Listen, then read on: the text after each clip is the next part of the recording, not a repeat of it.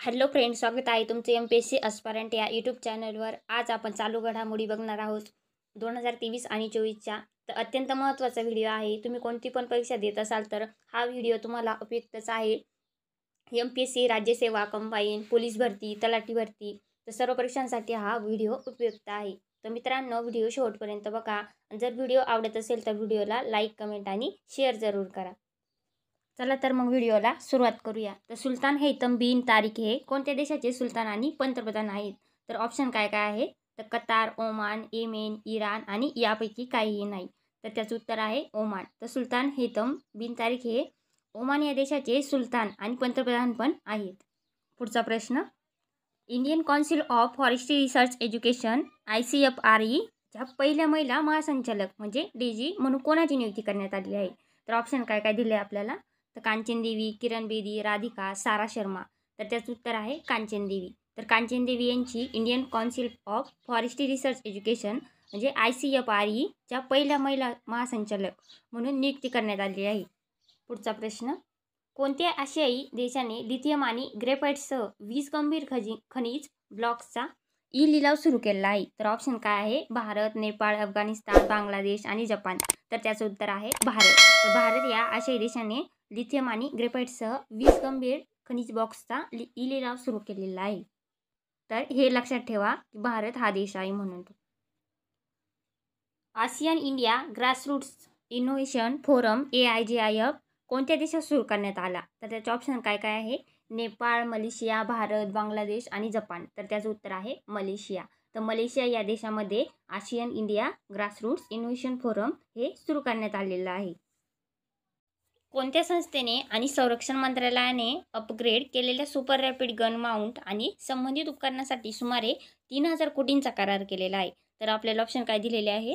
तर DRDO, bell, L&T आणि BEL। तर त्याचं उत्तर आहे बेल। तर बेल या संस्थेने संरक्षण आणि मंत्रालयाने अपग्रेड केलेल्या सुपर रॅपिड गन माउंट आणि संबंधित उपकरणासाठी सुमारे 3000 कोटींचा करार केलेला आहे। तर ती कोणती संस्था आहे? तर ती बेल आहे। पुढचा प्रश्न, FMCG प्रमुख हिंदुस्तान युनिलिव्हर लिमिटेड HUL ची स्वतंत्र संचालक म्हणून कोणाची नियुक्ती करण्यात आली आहे? तर आपल्याला ऑप्शन काय दिले आहे?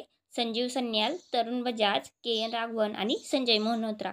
तर त्याचं उत्तर आहे तरुण बजाज। तर तरुण बजाज यांना FMCG प्रमुख हिंदुस्तान युनिलिव्हर लिमिटेड HUL चे स्वतंत्र संचालक म्हणून नियुक्ती करण्यात आलेली आहे। पुढचा प्रश्न, कोणत्या तारखेला आंतरराष्ट्रीय गुलामगिरी निर्मूलन दिन पाळला जातो? तर ऑप्शन काय आहे? 15 नोव्हेंबर, नोव्हेंबर 30, 30 नोव्हेंबर, 2 डिसेंबर आणि 10 डिसेंबर किंवा यापैकी काहीही नाही। तर त्याचं उत्तर आहे 2 डिसेंबरला। तर 2 डिसेंबरला आंतरराष्ट्रीय गुलामगिरी निर्मूलन दिन पाळला जातो। तर हे लक्षात ठेवा।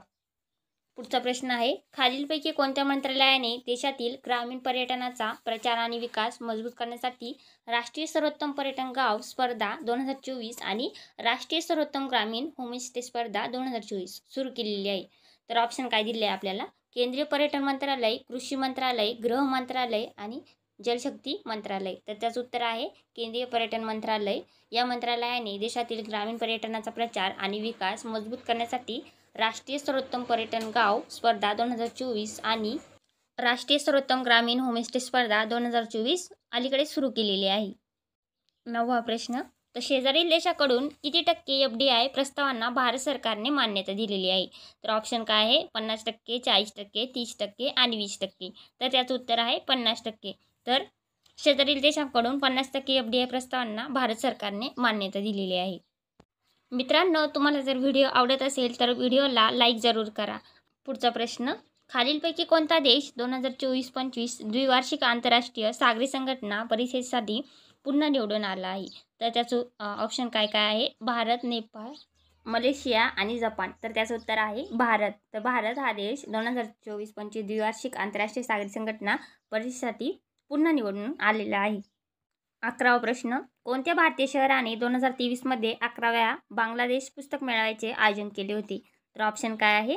कोलकाता, नवी दिल्ली, चंदीगड आणि पाटणा।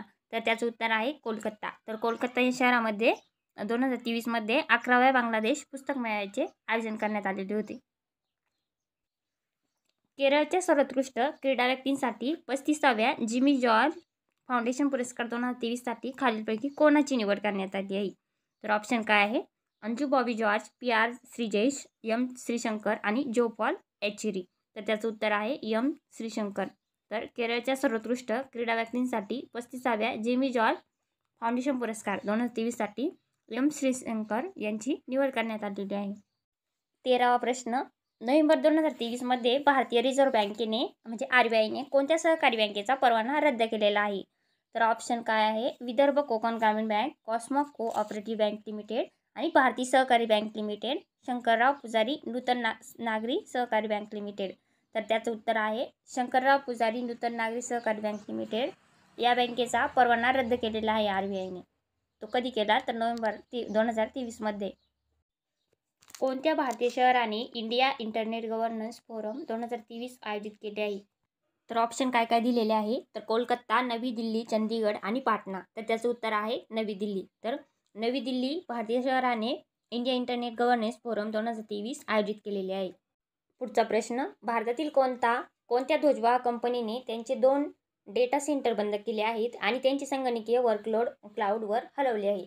तर ऑप्शन काय आहे? एअर इंडिया, आकाशवायू, इंडिगो आणि स्पाइसजेट.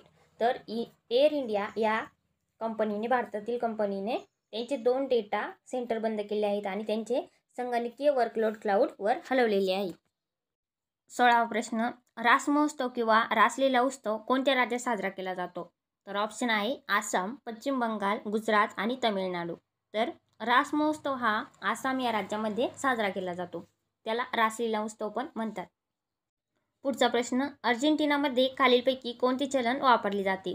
तर ऑप्शन काय आहे? पेसो, बात, वास्तविक आणि फुला. तर त्याचं उत्तर आहे पेसो. तर पेसो हे चलन अर्जेंटिनामध्ये वापरले जाते. 18वा प्रश्न, अटल इनोव्हेशन मिशन अंतर्गत AICT स्थापना करण्यासाठी जास्तीत जास्त किती अनुदान दिले जाते? तर ऑप्शन आहे 1 कोटी रुपये, 5 कोटी रुपये, 10 कोटी रुपये, 25 कोटी रुपये आणि 20 कोटी रुपये. तर त्याचं उत्तर आहे 10 कोटी रुपये. तर अटल इनोव्हेशन मिशन अंतर्गत AICT स्थापना करण्यासाठी जास्तीत जास्त अनुदान हे 10 कोटी रुपयापर्यंत दिलं जातं. खालीलपैकी कोणत्या दिवशी नागालँड राज्याचा दिवस पाळला जातो? तर 1 डिसेंबर हा दिवस नागालँड राज्याचा दिवस म्हणून पाळला जातो. मॉर्गन स्टॅनलीच्या मते FY 2025मध्ये अपेक्षित हेडलाईन महागाई किती आहे? तर ऑप्शन काय आहे? तर 7.5%, 6.2%, 4.5% आणि 5.9%.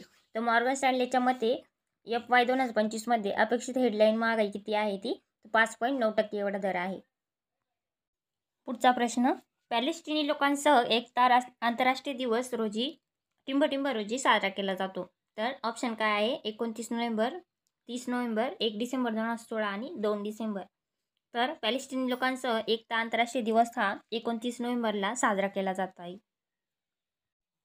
पुढचा प्रश्न, कोणते भारतीय शहर युनेस्को क्रिएटिव्ह सिटीज नेटवर्कमध्ये साहित्य श्रेणीमध्ये समाविष्ट करण्यात आले आहे? तर ऑप्शन काय दिले आपल्याला? तर मदुराई, कोझिकोडे, म्हैसूर, कर्नूल आणि यापैकी काहीही नाही.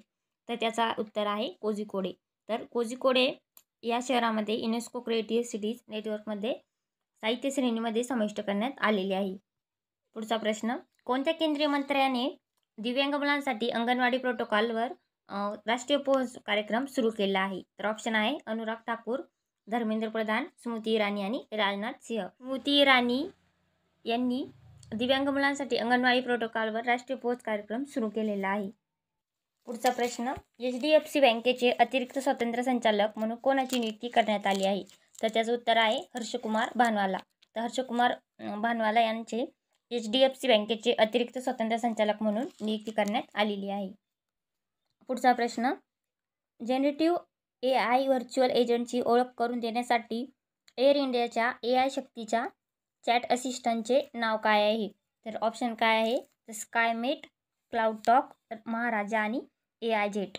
तर जनरेटिव्ह AI व्हर्च्युअल एजंटची ओळख करून देण्यासाठी एअर इंडियाच्या AI शक्तीच्या चॅट असिस्टंटचे नाव काय आहे? तर त्याचं नाव आहे महाराजा हे ठेवण्यात आलेलं आहे. पुढचा प्रश्न, गोवा येथे आयोजित 54व्या IFFI 2023च्या सत्यजित रे जीवनगौरव पुरस्कारासाठी कोणाची निवड करण्यात आली आहे? तर ऑप्शन काय दिले आपल्याला? तर अँटोनियो गडेस, कार्लोस सौरा, मारियो कामू आणि मायकेल डग्लस. तर गोवा येथे आयोजित 54व्या IFFI मध्ये 2023च्या सत्यजित रे जीवन गौरव पुरस्कारासाठी मायकेल डग्लस यांची निवड करण्यात आलेली आहे.